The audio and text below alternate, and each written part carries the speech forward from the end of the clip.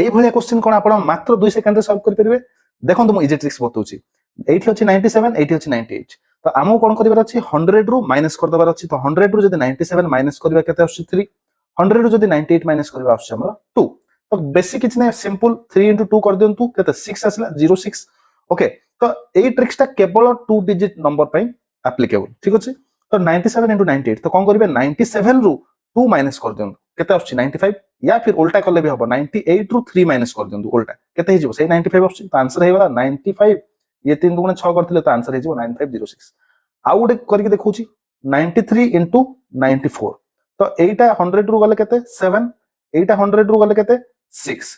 तो आपण कोन करंतु एदर 93 रु 7 सुख कर दियंतु 7 into 6 केते 42 हला 7 into 6 42। तो आसी गला 42 हे जिवो लास्ट दुटा नंबर। आउ 93 रु एदर 6 फेडंतु या फिर 94 रु 7 फेडंतु केते आछी 93 रु 13 रु 6 गले 7, तो 87। तो आंसर हेला 8742। कमेंट सेक्शन रे आपण मते आंसर दियंतु 94 into 95 इक्वल टू केते हो, किंतु ट्रिक आपण एटा ही यूज करबे।